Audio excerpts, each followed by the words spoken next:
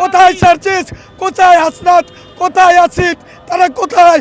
ওরা আমাদের মাঝে হামলার কেন প্রতিবাদ করলো না? কেন ওরা জামাতের দোসর বসিয়ে আজকে আমাদের হৃদয়ে রক্তক্ষরণ করছে? ওরা আমাদেরকে কেন আমাদের কান্না ভরার জন্য কথা বলতে হচ্ছে? কেন ওরা আমাদের? আমরা কোনো পাগল, কোনো পীর, কোনো মসজিদ, কোনো বক্তার কাছে বলে না তুমি আমাকে দাও। যার যার প্রয়োজনে সে মাজারে টাকা দেয়, যার যার প্রয়োজনে সে তার মুর্শিদের কাছে যায়, যার যার প্রয়োজনে সে গোলামি করে। আমি আমার প্রয়োজনে আমি যাকে খুশি চেষ্টা করব, আমি যাকে খুশি আমার ব্যক্তিগত ব্যাপার। আমার জাহান্নামে আমি জ্বলবো, আমার জাহান্নামে আমি জামাত নিব না, আমার জাহান্নামে আমি আমার বাবা নিব না, আমার জাহান্নামে আমার ভাইকে নেব না। আমি যদি জাহান্নামে যাই আমি নিব, আমি যাব, আমি একা চলবো, আমার সন্তানাদি কেউ যাবে না। তাহলে আমার উপর কেন হামলা হবে? যারা মাঝের উপরে হামলা করছে তারা হচ্ছে নজদির গোষ্ঠী, ইয়াজিদপন্থী। সেদিন আব্দুল ওয়াহাব নজদি যেদিন হুসেন আলাইহিস সালামকে তরবারি চালিয়েছিল, সেদিন তারা ইসলাম সংস্কারের নামে ওই মদিনার মাটিতে কিছু মাজারে ওরা মাজার মাটির সাথে মিশিয়ে দিয়েছে।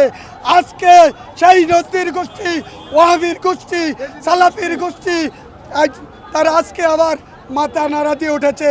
এই বাংলার জমিনে যাদের জন্মে ভেজাল আছে, যাদের জন্ম ইহুদি থেকে, খ্রিস্টান থেকে, নাচেরা থেকে, নাচেরা থেকে ওদের জন্ম হয়েছে।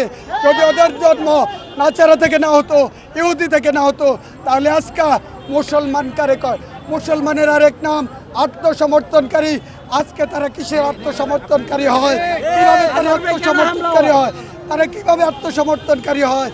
তারা যদি আমরা ভুল করে থাকি, আমরা কাউরে এক ফোঁটা আঘাত, আজকে তারা মাজারে হামলা করতে আসুক, দাড়ি টুপি পাঞ্জাবি বিধর্মীর পোশাক পরে আসুক, আমরা তাদেরকে ছেড়ে দেব না।